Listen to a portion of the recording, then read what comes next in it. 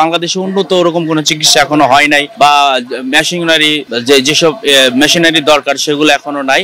এখন চেন্নাইতে এগুলো অ্যাভেলেবেল চিকিৎসা হয়, ইন্ডিয়াতে তো চেন্নাইতে নিতে হবে। এই জন্য আমরা অনেক ভিডিও করেছি।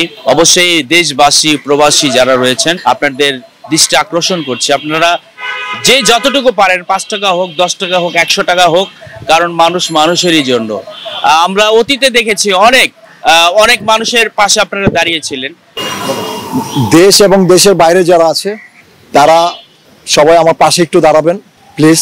আমি আমার পুরুষত্ব ফিরে পেতে চাই এবং আমি নিজে বাঁচতে চাই, কারণ আমি থার্ড জেন্ডার হয়ে এই পৃথিবীতে বাঁচতে চাই না, যার কারণে আমার অনেকটাই কষ্ট হয়।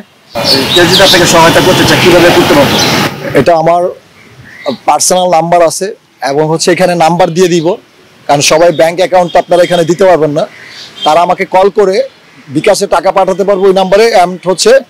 আমাকে ভিডিও কলে দেখে আমার ব্যাংক অ্যাকাউন্ট নাম্বার চেয়ে তারা ব্যাংক অ্যাকাউন্টে টাকা পাঠাতে পারবে। আমি ওইভাবে তাদের সাথে কথা বলে করবো, যেন প্রতারিত না হয় মানুষের কাছে।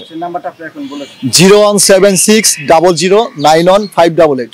আমি আবারও বলছি 01760091588। এটা আমার পার্সোনাল বিকাশ নাম্বার অ্যান্ড আমার পার্সোনাল হোয়াটসঅ্যাপ ইমো দুইটাই আছে। সোজা কথা যে আমি ওইগুলো থেকে বের হয়ে আসতে চাই, আর আমি আদালতকে বলবো যে এই মহিলাকে যেন আমার থেকে একবার বিচ্ছেদ করে দেয়, যেন ও কোনোদিন আমার আশেপাশে না ভিড়তে পারে। একটা থ্রেট দিয়েছে, আপনারা দেখেছেন, ওকে নাকি মেরে ফেলবে। আমাকে কিন্তু এমনিতেই কিন্তু জীবিত মরা বানায় রাখছে, আবার থ্রেট দিচ্ছে আমাকে নাকি মেরে ফেলবে। তাহলে আমি যদি মরে যাই তাহলে মনে করবেন ওই মারছে আমাকে। আচ্ছা ভাই, এখনো তো আপনার ছাড়াছাড়ি হয়নি, সেই ক্ষেত্রে যদি 5 লক্ষ টাকা চাই আমার কাছে। 5 লক্ষ টাকা চাইছে যখন আমি চলে গেছিলাম ওর কাছ থেকে। এখন তো ছাড়াছাড়ি অটোমেটিকলি হবে। আমার মাইরা ফেলছে না, তাহলে ছাড়াছাড়ি হয়নি কেন? এখন তো আইনগত ভাবে আমাকে মেরে ফেলছে।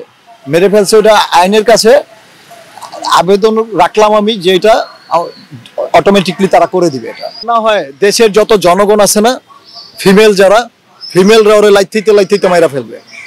ও যদি আবার মার্কেটিং করে আমার সাথে আইসা জেল থেকে বের হওয়ার পরে, আল্লাহর কসম এটা সব ফিমেলরা আমাকে বলছে। ঘরের পরিবার আসলে আমার মনে হয় যে মানসিক সমস্যা আছে বা নেশায় আসক্ত আমার মনে হয়। একদিন আমি যে গ্রামে গেছিলাম, আপনি গেছিলেন আমার সাথে, ওই সময় আমার দেশে যাইতে যে 2-3 ঘন্টা সময় লাগে, সেই সময়টাতে যাওয়ার সময় লাউড স্পিকার দিয়ে কথা হয়েছিল।